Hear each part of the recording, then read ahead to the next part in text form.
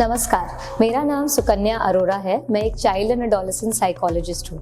आज की वीडियो उन पेरेंट्स के लिए है जिनके बच्चों को हियरिंग इम्पेयरमेंट या फिर सुनने में तकलीफ है। Parenting in itself is a unique and demanding journey, और जब हम बात करते हैं parents of children with special needs तो ये जर्नी और भी स्पेशल हो जाती है। आज हम बात करेंगे उन 5 इम्पॉर्टेंट साइकोलॉजिकल पहलुओं की जो जरूरी है उन पेरेंट्स के लिए जिनके बच्चों को हियरिंग इम्पेयरमेंट है। First, dealing with the initial diagnosis and coming to terms with it. Initial diagnosis होने के बाद शॉक, फियर या गिल्ट का होना स्वाभाविक है, लेकिन जितनी जल्दी हम इस न्यू रियलिटी को एक्सेप्ट कर पाएंगे उतनी ही जल्दी आप अपने बच्चे के फ्यूचर के लिए प्लानिंग कर पाएंगे। It is also important to normalise the condition. जैसे नज़र कमज़ोर होने पर चश्मे की ज़रूरत होती है, उसी तरीके से सुनने में तकलीफ होने पर असिस्टिव डिवाइसेस या स्पेशल नीड्स की ज़रूरत होती है।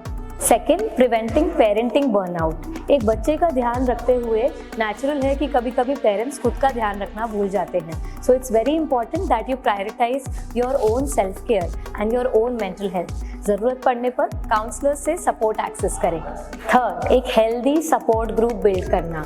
अक्सर जिन पेरेंट्स के बच्चों को हियरिंग इम्पेयरमेंट होता है वो खुद को सोसाइटी से अलग देखने लगते हैं, आइसोलेट कर लेते हैं, बाहर जाना थोड़ा कम कर लेते हैं। इसलिए ये बहुत ज़रूरी है कि आप उन पेरेंट्स से कनेक्ट करें, एक हेल्दी सपोर्ट ग्रुप बनाएं जिनके बच्चों को भी हियरिंग इम्पेयरमेंट रहा है, ताकि आप खुद को सोसाइटी से अलग ना करें। Fourth and the most important, comparison kills joy.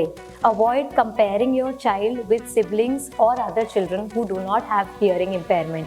हमें ये समझना बहुत ज़रूरी है कि हर बच्चा अपनी यूनिक डेवलपमेंटल ट्रैजेक्टरी पर होता है। उन्हें दूसरों से कंपेयर करने से हम ना कि अपनी ही खुशी कम करते हैं, बट बच्चे का आत्मबल भी कम होता है। इसलिए ये बहुत ज़रूरी है कि आप अपने बच्चे की इंडिविजुअल प्रोग्रेस पे फोकस करें, ना कि उसको दूसरों से कंपेयर करें। Last but not the least, advocacy and inclusion.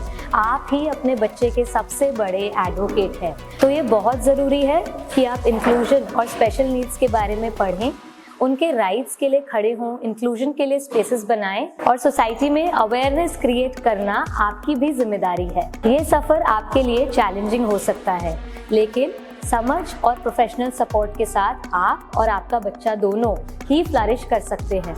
इसलिए remember parents that you are not alone, seek support and embrace the journey. Thank you for watching.